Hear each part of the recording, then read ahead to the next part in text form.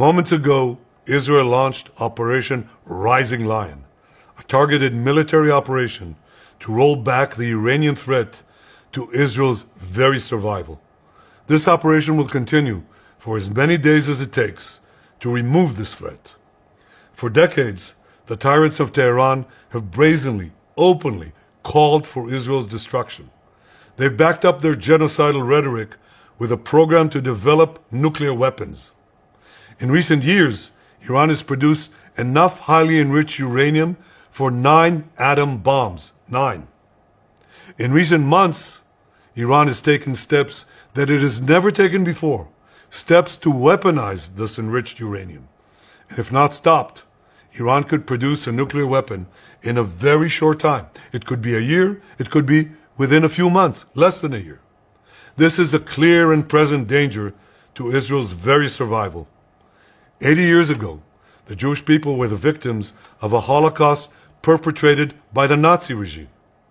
Today, the Jewish state refuses to be a victim of a nuclear Holocaust perpetrated by the Iranian regime. Now, as Prime Minister, I've made it clear time and again, Israel will never allow those who call for our annihilation to develop the means to achieve that goal. Tonight, Israel backs those words with action. We struck at the heart of Iran's nuclear enrichment program. We struck at the heart of Iran's nuclear weaponization program.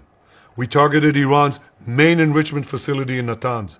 We targeted Iran's leading nuclear scientists working on the Iranian bomb.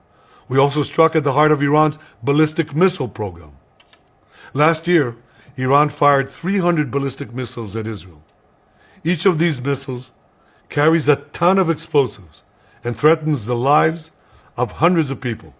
Soon, those missiles could carry a nuclear payload, threatening the lives not of hundreds, but of millions.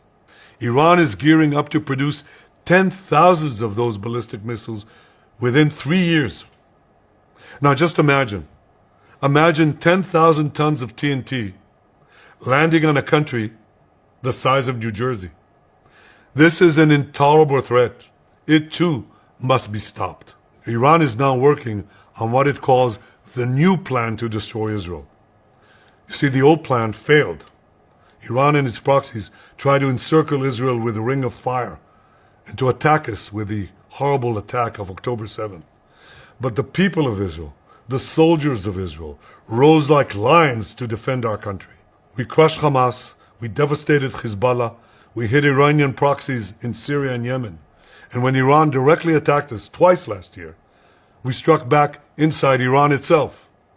Yet in defending ourselves, we also defend others. We defend our Arab neighbors. They too have suffered from Iran's campaign of chaos and carnage.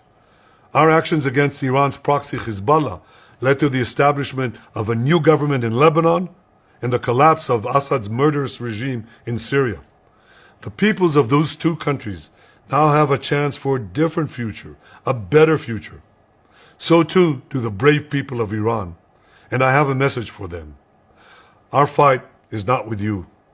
Our fight is with the brutal dictatorship that has oppressed you for 46 years. I believe that the day of your liberation is near. And when that happens, the great friendship between our two ancient peoples will flourish once again. I want to assure the civilized world, we will not let the world's most dangerous regime get the world's most dangerous weapons. And Iran plans to give those weapons, nuclear weapons, to its terrorist proxies. That would make the nightmare of nuclear terrorism all too real. The increasing range of Iran's ballistic missiles would bring that nuclear nightmare to the cities of Europe and eventually to America. Remember, Iran calls Israel the small Satan. It calls America the great Satan.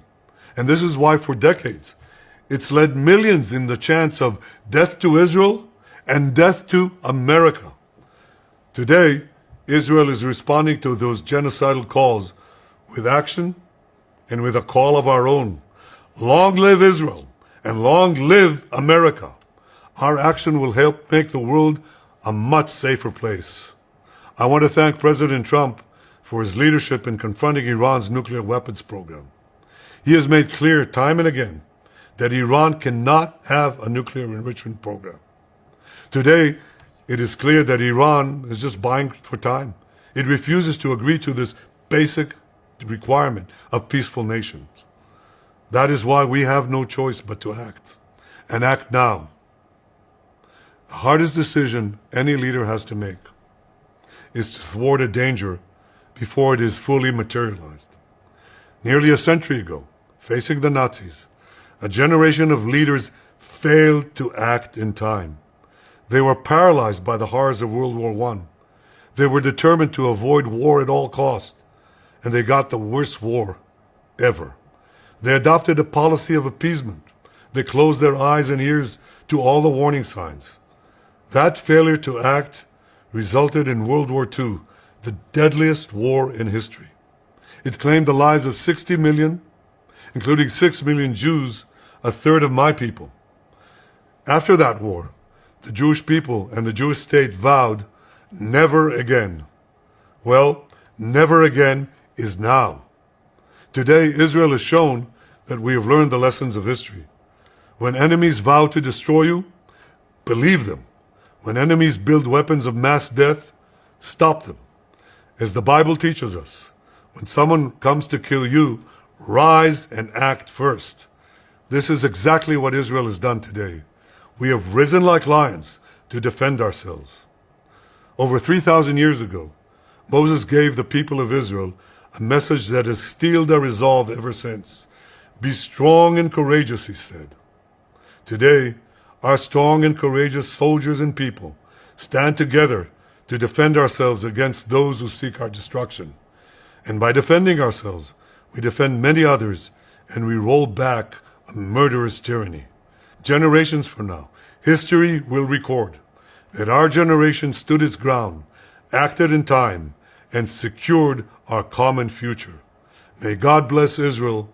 May God bless the forces of civilization everywhere. Thank you.